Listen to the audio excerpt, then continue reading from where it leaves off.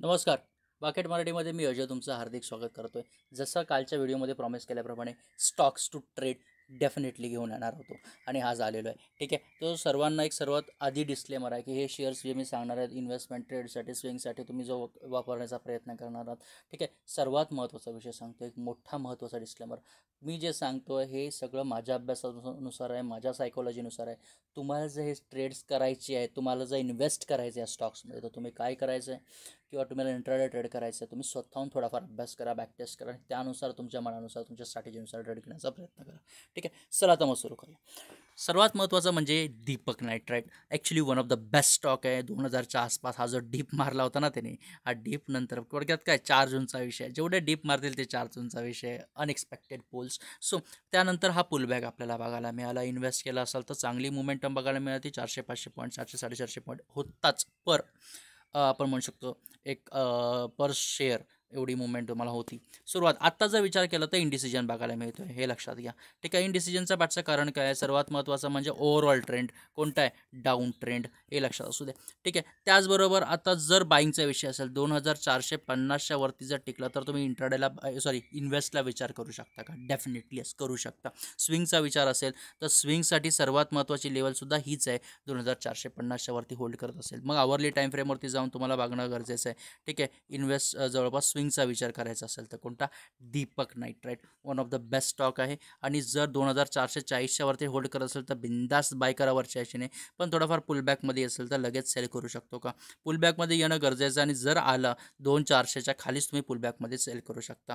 थोडाफार ही जो आपला जो कोणता आहे EMA जो आहे इंडिकेटर, इथपर्यंत टार्गेट पहिलं घ्या आणि याच्या खाली थोडंफार टिकलं तर 2360पर्यंत जास्तीत जास्त येऊ शकतं खाली. तेवढा तुम्ही प्रॉफिट बुक करण्याचा प्रयत्न हमखास करू शकता. त्याचबरोबर इंट्राडेचा विषय असेल तर इंट्राडेला आपण हात शेअर घेऊ शकतो, डेफिनेटली घेऊ शकतो. पण आजच्या दिवसाचा हाय की आपण आजचा दिवसाचा म्हणू शकत नाही, शुक्रवारचा हाय आपण म्हणू शकतो, कारण शुक्रवारी मार्केट क्लोज झालं आहे. मग त्या हायच्या वरती टिकलं जवळपास इथे सुद्धा रेंज 30 आहे. 2440च्या वरती होल्ड केलं तरच बाय करा, कारण ही लेवल मोठी रिजेक्शनची आहे, त्यामुळे ही सेलिंग आली आहे. सो जर सेलिंगचा विषय असेल तर लगेच सेल करू नका. 2400च्या खाली टिकताच इंट्राडेलाच सेल करायचा विचार करा. कोणता? दीपक नायट्राईट. यानंतर आपण जाऊया तो म्हणजे डाबरकडे. आता ओके. आता डाबरचा जर विचार केला तर हा सुद्धा शेअर चांगला आहे. आणि just a second, think so okay. डाबरचा विचार केला तर ह्या शेअरमध्ये सुद्धा आपल्याला जवळपास ही जी आहे 12 जूनमध्ये आपल्याला ही सेलिंग आपल्याला बघायला मिळाली होती. सो जे थोडक्यात इंट्राडेचा जर विचार केला तर हा शेअरसुद्धा तुम्हाला एक मोमेंटम चांगली देऊ शकतो. ज्या अर्थी ही रिजेक्शन आली आहे खालून, ठीक आहे, त्या अर्थी हा होल्ड करण्याचा प्रयत्न करू शकतो, हे लक्षात. आणि तो होल्ड करण्याचा प्रयत्न करतोय 600च्या वरती. जर टिकत असेल तर इंट्राडेची रेंज आपली 615च्या वरती टिकल्यावरती बिंदास बाय करा आणि सेलिंग जे आहे हे 600च्या खाली सेल करा. अन्यथा रेंज बाउंड राहिले तर काहीच करू नका. 615 आणि 600 लेवल्स लक्षात घ्या. असू द्या. त्याचबरोबर आपण कोणता घेऊया? ग्रॅन्युल्स घेऊया का? ओके. हा सुद्धा one of the best stock आहे. आता इंट्राडेचा जर विचार करत असाल ग्रॅन्युलसाठीचा, ऑलरेडी एका मोठ्या सेलिंगनंतर म्हणू शकतो ही आता इंट्राडेसाठीचीच मोठी सेल म्हणू शकतो. हा इथे बाउन्स बॅक करण्याचा प्रयत्न करतो. इथे एक जवळपास दोनदा इथे सपोर्ट घेतला आहे. बाईंगची रेंज आपली असणार आहे 463.95च्या वरती होल्ड केल्यावर बिंदास तुम्ही इंट्राडेसाठी घेऊ शकता. पहिलं टार्गेट 466, त्याच्यावरती टिकलं 470 बिंदास घ्या. एक SL तुमचा इथेच राहतो ह्या लोला, हे लक्षात असतं 461च्या आसपास. त्याचबरोबर आपण कोणता घेऊया? ल्युपिन घेऊया का? ल्युपिनचा जर विचार केला, ल्युपिनमध्ये सुद्धा आपल्याला आता करंटमध्ये ल्युपिन कसा बघायला मिळतो आहे? एक मोठ्या हाय नंतर एक 1660च्या नंतर हा थोडाफार हा पुल बॅकमध्ये बघायला मिळतो आहे. ठीक आहे. सो बाईंग रेंज आपली किती राहणार ल्युपिनला बाईंग रेंज राहणार आहे 1610च्या वरती टिकला तरच बाय करा. आणि सेलिंग या लोच्या खाली सेल करा 1596च्या खाली. अन्यथा हा जो शेअर आता करंटमध्ये हा कन्सल्टेशन झोनमध्ये तुम्हाला बघायला मिळतो आहे. तर अशा कुठेतरी एक चांगली स्ट्रॉंग मुवमेंट असेल तरच हे करा, अन्यथा करू नका. त्यामुळे मी रेंज कोणती सांगितली आहे? एक 1595 तर 1610 याच्यावरती ह्या रेंजमध्येच कुठेतरी टिकले असेल तर डेफिनेटली नो ट्रेडिंग झोन आहे. पण हाय तुटला 1610च्या वरती तर बाय करा आणि 1595च्या खाली टिकला तर बिंदास सेल करू शकता. ट्रेंड थोडाफार बेंड होत झालेला आहे आणि ट्रेंडनुसार ट्रेड घेतो आपण, हे लक्षात असू द्या. विरुद्ध दिशेने घ्यायचं असेल म्हणून एक 1610चा विचार केला. याच्या पाठची सायकोलॉजी ही आहे. ठीक आहे. TCSचा जर विचार करत असाल, TCS सुद्धा वन ऑफ द बेस्ट आपण म्हणू शकतो. ठीक आहे. आता TCSचा विचार करत असेल तर लक्षात घ्या हा सुद्धा यांनी सुद्धा एक मुवमेंटम दिली आहे 3900पर्यंत.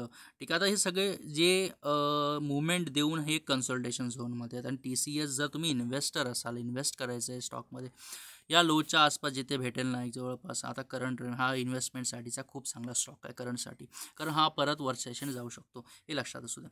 ठीक आहे, परंतु हा जो लो बनवतोय थोडाफार आपण म्हणू शकतो, जर पोझिशनिंग ट्रेड करायचा विचार करायचा असेल तर थोडाफार वेट करा. आणि हा जो शेअर आहे एक 3,850च्या वरती टिकल्यावरती तुम्ही जवळपास एक एक सेफमध्ये तुम्ही इन्व्हेस्ट करून बाय करण्याचा प्रयत्न करू शकता, हे लक्षात असू द्या. परंतु जर 3,828च्या खाली टिकला तर इंट्राडेसाठी सेल करू शकता, आणि तीच रेंज 3,850च्या वरती टिकल्यावर इंट्राडेसाठी तुम्ही बाय देखील करू शकता, कारण आपल्या EMAच्या वरती सुद्धा होल्ड करते. अशी 2 लेवल्स आपल्याला परफेक्ट बघायला मिळतात, कशासाठी टाटा कन्सल्टन्सी सर्व्हिसेससाठी. पण बाईंगसाठी जे आहे थोडाफार वर्षाशी आल्यावरती प्रॉफिट जे बुक करा 3,860 असो 870 असो, कारण का ओव्हरऑल हा थोड्या वेळासाठी का असं ना डाऊन ट्रेंडचा विषय, हा आपण इंट्राडेसाठी विचार करतो. त्याचबरोबर कोटक बँक ॲक्च्युली खूप चांगल्या लेवलला आहे हायजवळ, जशी आपण HDFC बँकेचा विचार केला, HDFC बँकसुद्धा ब्रेकआउट रेंजला करंटमध्ये आहे बरं का. सो कोटक बँक जी आहे ही सुद्धा आपल्याला एक चांगल्या मुवमेंटमध्ये सध्या बघायला मिळते. ठीक आहे, सो एक मोठा हाय बनवल्यानंतर हा थोडाफार शेअर जो आहे पुलबॅकमध्ये येऊन एक साईडवेज आपल्याला बघायला मिळतोय. सो आता आपण बाय करू शकतो का? इन्व्हेस्टसाठी रेंज चांगली आहे का? डेफिनेटली यस, इन्व्हेस्टसाठी ही रेंज चांगली आहे, इन्व्हेस्ट तुम्ही डेफिनेटली करू शकता. पण इंट्राडेसाठीचा विचार करायचा असेल तर ब्रेकआउट आपली असताना 1,725च्या वरती टिकल्यावरती बिंदास्त बाय करा. एक हाय इथपर्यंत तरी टार्गेट तुम्ही घेऊ शकता 1,734, आणि जर तुम्हाला सेफ इन्व्हेस्ट करायची असेल तर 1,734च्या वरतीच तुम्ही टिकल्यावरती बाय करण्याचा प्रयत्न करू शकता. पण जर सेलिंग कंटिन्यू झाली, हा जो ट्रेंड आहे कंटिन्यू झाला, तर डेफिनेटली सेलिंग रेंज जी आहे ही 1,700च असणार आहे, त्याच्या खालीच सेल करायचा, अन्यथा करायचा विचार करायचा नाही आहे. कशामध्ये? कोटक महिंद्रा बँकमध्ये. हिंदुस्तान युनिलिव्हर, ठीक आहे.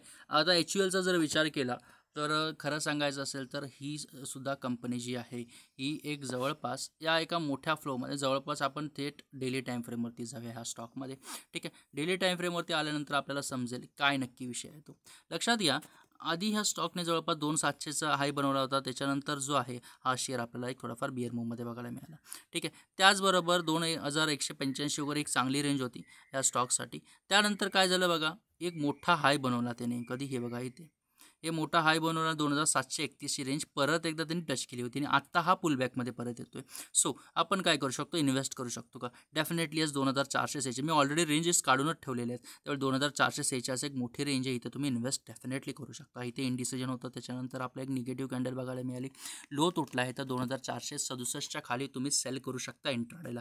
पण बाईंगची रेंज आपली हायच्या वरतीच असणार आहे, 2,500च्या वरती टिकताच तुम्ही इंट्राडेसाठी बाय करा, अन्यथा बाय करायचा प्रयत्न करू नका. त्या रेंजमध्ये राहिली तर साईडवेज हा स्टॉक तुम्हाला जो आहे हा बघायला मिळू शकतो. ACCचा जर विचार केला, ॲक्च्युली अदानी ग्रुपची कंपनी झाली आहे, ठीक आहे ACC, आणि त्यामुळेच आता अदानी इज बूमिंग. खरं सांगायचं असेल तर पैसे कमवायचे हे दिवस आहेत अदानीचे. ऑलरेडी ऑल टाईम एक जवळपास मोठा हाय हा बघायला मिळतो इथे एक ह्या रेंजच्या आसपास, आणि इथे आपल्याला जवळपास अशी कॅन्डल बघायला मिळेल. तो टॉपला निगेटिव्ह आहे, कारण साहजिकच आहे, जर तुम्हाला एवढे दिवस जवळपास 5 पासून जवळपास 4 जूनपासून जर 13 जूनपर्यंत तुम्हाला एक पॉझिटिव्ह बघायला मिळत असेल, तर इथे कुठेतरी निगेटिव्ह कॅन्डल तुम्हाला बघायला मिळणारच. लो तुटला असेल किंवा 2,643च्या खाली टिकत असेल तरच तुम्ही इंट्राडेला सेल करा, आणि पुलबॅक म्हणून सेल करा. थोडक्यात काय, प्रॉफिट बुकिंग म्हणून सेल करा, थोडे प्रॉफिट्स बुक करण्याचा प्रयत्न करू शकता, आणि जो SL जो आहे आधीचा स्विंग हाय असेल तिथे ठेवू शकता. परंतु बाईंग रेंज आपली 2,700च्या वरतीच असणार आहे, लक्षात असू द्या. इन्व्हेस्टचा विचार करत असाल तर ऑलरेडी टॉपला आहे हा स्टॉक, सो जास्तीत जास्त बाय करायचा विचार करू नका. म्हणजे थोडक्यात काय, जास्तीत जास्त इन्व्हेस्ट करायचा प्रयत्न करू नका. जसा लोला भेटेल तसा इन्व्हेस्ट करा. म्हणजे जवळपास जसा खाली येईल ना थोडाफार पुलबॅकमध्ये, त्याच्या म्हणजे जवळपास काय जेवढ्या कमी किमतीत भेटेल तेव्हा हे स्टॉक्स उचलायचे असतात, कारण तसेही हे एक जवळपास आपण म्हणू शकतो की न्यूज ड्रिव्हन आहे. काय न्यूज असेल, काय असेल, पॉलिटिक्स रिलेटेड इव्हन, कारण कसं आहे अदानीस आणि पॉलिटिक्सचा काही संबंध आहे, तुम्हाला सर्व गोष्टी सांगायची गरज नाही, माहिती असेल तुम्हाला, त्यानुसार हे शेअर्स हलतात. त्यामुळे थोडाफार जसा खाली भेटेल, जसा लोला भेटेल तसा तुम्ही बाय करू शकता. हायला जास्त बाय करू नका, कारण हायला जर इथे रिजेक्शन परत खाल्लेल तर मग मायनसमध्ये झालं, आणि तिथे तुम्ही परत डोक्याला हात लावा, हा लॉसमध्ये आहे. ठीक आहे, सो थोडाफार ह्या लोलाच पकडण्याचा प्रयत्न करा. ABC कॅपिटल, आदित्य बिर्ला, ठीक आहे, हा सुद्धा एक चांगला हाय मारलेला आहे शेअरने 240च्या आसपास आहे. इंट्राडेचा विचार करत असाल, जर पुलबॅकमध्ये हा शेअर भेटत असेल तर 238.50 मध्ये तुम्ही सेल करू शकता. अन्यथा जर बाईंगची रेंज आहे तर 245.10च्या वरती तुम्ही बाय करा. मस्त मुवमेंट वरच्या दिशेने बघायला मिळू शकते, लक्षात असू द्या. आणि सेलिंगची रेंज आहे ती 238.15च्या खाली. इन्व्हेस्टमेंटचा विचार करत असाल तर चांगला शेअर आहे, गेनिंगसाठी उचलू शकता. ठीक आहे, जर हाय तोडून जात असेल तर तुम्ही थोडंफार एक बाय करण्याचा प्रयत्न करा. वरची अशी मुवमेंट तुम्हाला अजून बघायला मिळू शकते शेअरमध्ये, लक्षात असते. अन्यथा मार्केट जे आहे थोडंफार काय करू शकता तुम्ही, एक छोट्या रेंजमध्ये भेटतं का बघा हा शेअर. त्याचबरोबर मुठूतचा विचार केला तर 542च्या आसपास आहे हा शेअर आणि रेड कॅन्डल बनवतोय. ठीक आहे, मग जवळपास काय एक मोठ्या एक एक स्विंग नंतर हा जवळपास लो बनवण्याचा प्रयत्न करतो. थोडाफार लो बनवण्याचा प्रयत्न करत असेल तर रेंज जी आहे ही जवळपास आसपास तो आलेलाच आहे. परंतु 537.50च्या खाली जर टिकत असेल तर तुम्ही इंट्राडेला सेल करायचा प्रयत्न करू शकता. ठीक आहे, हा शेअर जर बाईंगचा विचार असेल तर 549.85 मग जवळपास 550च्या वरतीच बाय करण्याचा प्रयत्न करू शकता. एक मोठी मुवमेंट वर्षाने एक वेट करते तुमची, हे लक्षात असू द्या. इंट्राडेचा विषय असेल तर हा झालेला आहे. त्याचबरोबर इन्व्हेस्टचा विषय असेल तर इन्व्हेस्टमेंटसाठी हा शेअर ह्या लोला पकडण्याचा प्रयत्न करा, जसं आपण मगाशी सांगितलं तसं. त्याचबरोबर आपण थेट जाऊया ते म्हणजे टाटा कन्झ्युमर प्रोडक्ट. ठीक आहे, आता चोलामंडलम पण बघूया का, already one of the best झालेला आहे या स्टॉक. पण त्याआधी टाटा कन्झ्युमर प्रोडक्ट बघूया. FMCG कंपनी आहे आणि मी आधीच काही ह्याच्यामध्ये ट्रेड्स घेतले होते. सो त्याच्याबद्दलची थोडीफार माहिती आहे बघा. आधीचा ट्रेड कसा घेतला होता आणि कुठे बाईंग करायचा विचार केला होता आणि कसं एक सिंगल कॅन्डल स्ट्रॅटेजी आहे. पेड कोर्सच्या सदस्यांना डेफिनेटली मी शेअर करणार आहे त्या सगळ्या गोष्टी. तुम्हाला माहीत नाही का काय गोष्टी असतात त्या, तुम्ही एक काम करा, डिस्क्रिप्शनमध्ये लिंक देऊन ठेवतो एक ग्रुपची, तिथे जॉईन करू शकता. शिकायची आहे ना, इच्छा आहे ना, पुढे जायचं ना, सगळं करायचं आहे आपल्याला. प्रत्येक मराठी माणसाला पुढे न्यायचं. कमेंट बॉक्समध्ये काही प्रश्न असेल तर विचारा, काही स्टॉक्सबद्दल विचारा. आपण अजून या सिरीजमध्ये ॲड करूया इंट्राडे स्टॉक्सच्या. ठीक आहे, त्याचबरोबर आता हा हाय बनल्यानंतर एक जवळपास लोअर हाय बनल्यानंतर मार्केट खाली येते. मग जवळपास काय आहे, डाऊन ट्रेडमध्ये हा शेअर आहे. ठीक आहे, जर टिकत असेल इंट्राडेला, ठीक आहे, ऑलरेडी त्यांनी सपोर्ट कसला घेतला आहे, आपला EMAचा सपोर्ट घेतला आहे. जर तोडला तर 1100च्या खाली टाटा कन्झ्युमर प्रोडक्ट इंट्राडेसाठी तुम्ही सेल करायचंच आहे. थोडेफार छोटे मोठे का असं ना, एक 5-10 पॉईंट तरी घ्यायचा प्रयत्न करा. पण जर बाईंगचा विषय असेल तर बाईंगसाठी हा शेअर तुम्हाला 1135.10च्या वरती करू शकता. मग टार्गेट जे आहे ह्या हायपर्यंत 1140, 47 किंवा 1148पर्यंत आरामात बघायला मिळू शकतो. इन्व्हेस्टमेंटचा विषय हाच आहे, लोला बाईंग करा. One of the best company FMCGची, टाटाची रिलायबल कंपनी आहे. सो लोला बाय करण्याचा प्रयत्न करा. आता आपण चोलावरती येऊया, one of the last stock. ठीक आहे, हा शेअर आता थोडक्यात सांगायचं असेल तर हायवर हाय मारतोय. ओके, एक नवीन हायवर हाय मारतोय आणि ही एक ग्रेट न्यूज आहे, पॉझिटिव्ह न्यूज आहे. ठीक आहे, सो बाईंग करू शकता का बिंदास. 1464.60च्या वरती टिकतास किंवा टिकत असेल, सरळ जात असेल, बिंदास बाय करा, मोठी ग्रीन कॅन्डल पकडा. परंतु पुलबॅकमध्ये घुसला तर 1429.30च्या खाली कुठेतरी तुम्ही पुट बाय करू शकता. ठीक आहे, किंवा आपण म्हणू शकतो सेल करू शकता. खालच्या दिशेने थोडाफार विरुद्ध दिशेने एक 20-30 पॉईंट तरी घेण्याचा प्रयत्न करा. समजलं का सांगा, काही शेअर्स त्याची थोडेफार ॲनालिसिस आपण थोडंफार मोबाईलवरती घेतले.